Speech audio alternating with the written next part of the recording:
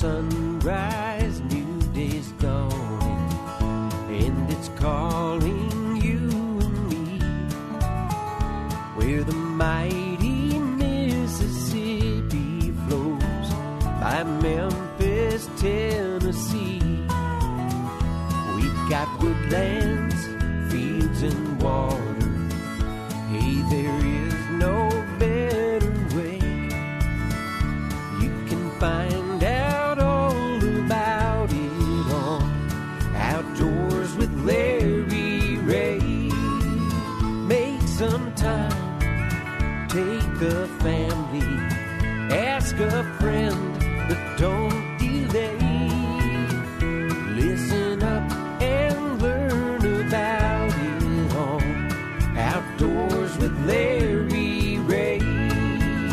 Listen up and learn about it on Outdoors with Larry Ray.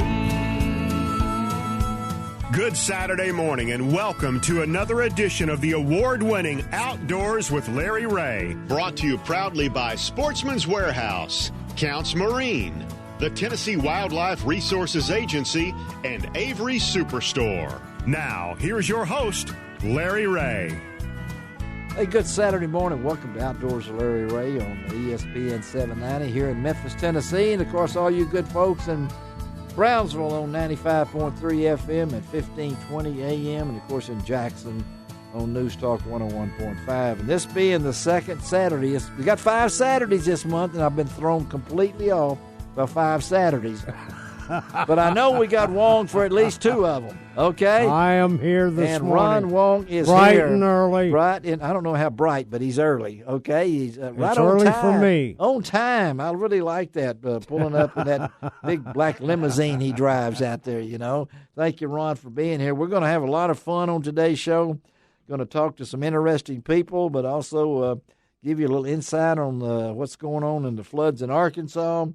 Got John Cox. I really enjoy talking to John Cox every time. The pro bass angler, he's fine young fella. I will tell you, he's the FLW Angler of the Year right now. He leads by that commanding lead of 1 point, and and we'll talk to him. Mike Butler is going to be on the show later, the CEO of Tennessee Wildlife Federation. They're having a contest going on right now where they're taking photographs of litter. And if you don't think litter is a problem in Tennessee and elsewhere, then you've been driving with blinders on for sure. Jimmy Grant is going to visit with us about a big National Sporting Clays Association, big regional That's going to be interesting. Coming up in July at down at the Providence Hill Farm near Jackson, Tennessee. Going to go over to the White River and talk to Clint Gaston. And so it's going to be a lot of fun on today's show, but I really want to jump into it on this show with Ron about an event he went to last week representing Outdoors with Larry Ray, and I really appreciate Ron heading over to Cookeville, Tennessee, and watching that Pan American World Bass Championships. It was the Pan American Kayak Bass Championship. A very unique event. It was the inaugural. We'll talk about it. Well, the USA Bass and the Pan American Federation Bass Fishing Association. That's a long title. You couldn't get that on your shirt, okay? have come together to have I got my hat here too. international championship, kayak bass fishing championships to be rotated throughout different countries each year. Well, this year was the inaugural event held right outside of Cookeville, Tennessee, at Center Hill Lake. Great Lake, yeah. And the objective of all of this, what was that? Is that they want to make kayak bass fishing a Olympic game. And they've got a real good guy in Cookeville that can help them get that done, right? Well, they together, there's a fellow, I can't remember his name, right off out of Mexico, who knows very much about the international scene in terms of Olympics and that kind of stuff.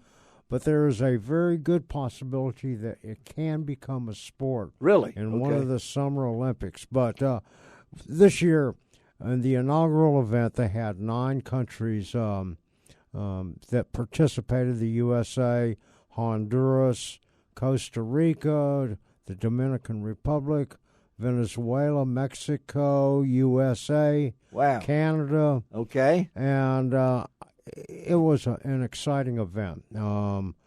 First of all, they're fishing out of kayaks. And now, to make it fair for everybody, for those folks that brought their own kayaks that had motors on them, they had to take the motors off. No motors? No motors. Wow. Either foot pedals. It had to be manually going, whether it's by foot pedal or paddle. Very quiet. And for some of those, for some of the participants from out of the country that did not bring their kayak, I didn't know. Jackson Kayak, Eric Jackson, there you go, Eric, owner of Jackson Kayak, was gracious enough to offer a kayak to each one of the participants that didn't bring their own. Now, it was amazing. They had a team from Mexico that brought their own kayaks, and they had this trailer that carried 6 kayaks. And they drove from Mexico? Yes, they did. Come on. 2,400 miles. Come on. It was amazing. Great people. Super people. Okay. And you know, to interact with all of these people from different countries was truly amazing. Interestingly, the big bass talk about that, 'cause was that's pretty caught by a participant, and this guy that fished for the Dominican Republic was the only fisherman from the Dominican Republic. He was the team. He was the team. Okay. Won big bass of the tournament. It was a 7-pound, 1-ounce bass. Okay. And this guy had never fished a tournament before. Never. And he got the first time he's ever fished. And he got a big tournament. bass. And he got big bass. Yeah, it was pretty was amazing. he in one of the Jackson kayaks? Yes, he was. Wow. Yes, he was. Okay. And you know, what was interesting and what was really amazing was the town of Cookeville welcoming everybody. Yeah, talk they about had that. a parade, a welcoming parade for all of the countries 2 days before the start of the actual tournament. And Nissan of Cookeville went and provided these nice Titan trucks for those that didn't have any, for the countries that didn't have transportation. Well, sure, yeah. To go to and from the lake to carry the kayaks and everything.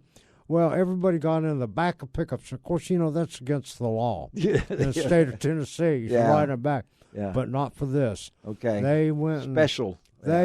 They blocked off every street in Cookeville, went around the square, back out to the hotel. They had the fire department there, great people.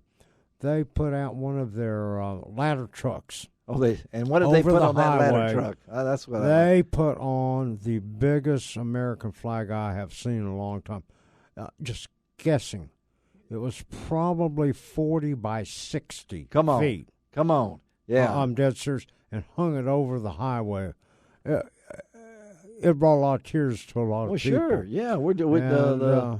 You did a great job. You go to lroutdoors.com, see Ron's pictures, and we're going to post those results too on there. Yep. But bottom line, the USA won gold, Canada won silver, and Costa Rica won the bronze. And Dominican Republic got big bass. Right, and on the male side, Eric Jackson won the gold medal. Oh, that's a shock. Yeah. And he's won a few. Emily Jackson won the female side gold medal. Yes. Okay. Daughter of Eric Jackson. And you know what? We're going to get Eric on because we're going to have him on in a couple of weeks. The thing is, I want him to tell all of our listeners how they did it because it's pretty unusual the way they fish. He's pretty low key. Remember? I remember from when he was on a couple of weeks ago. I hope we can get an answer out of him. The poor guy from USA Bass. I can't remember his name off the top of my head right now, but Tony Forte. Yeah, Tony Forte. Tony Forte. Yeah, Tony did the best he could, but Eric was a live wire. But we're going to have Eric on in a couple of weeks. I'm so happy that Ron. I don't know how Ron does what he does. The man is everywhere, and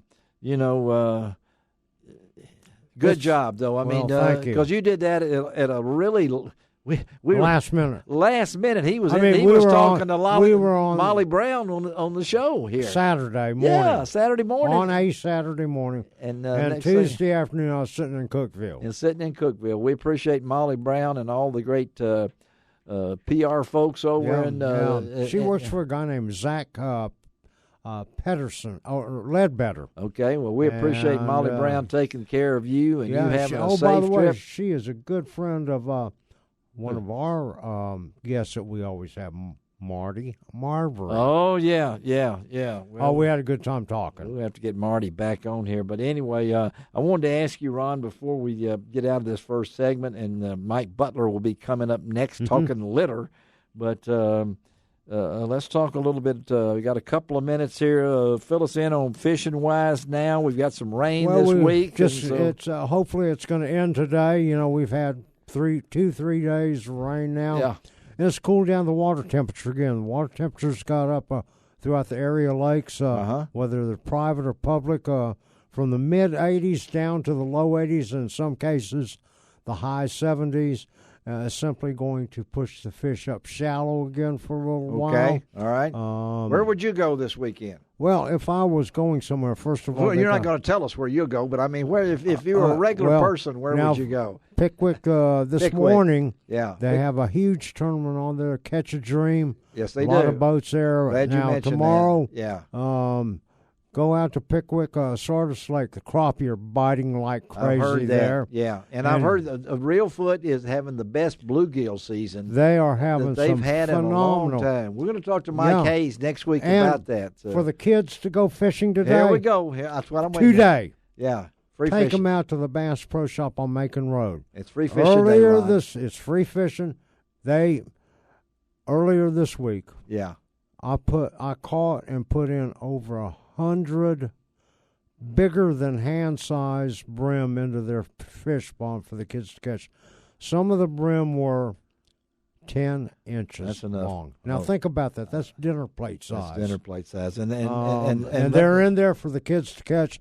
You talk about fun, take them out there. Take them out there, and also don't forget this is free fishing day today, Yep. and they've got 19 TWRA fishing rodeos going on today, but there will not be one that has been going on for 69 years.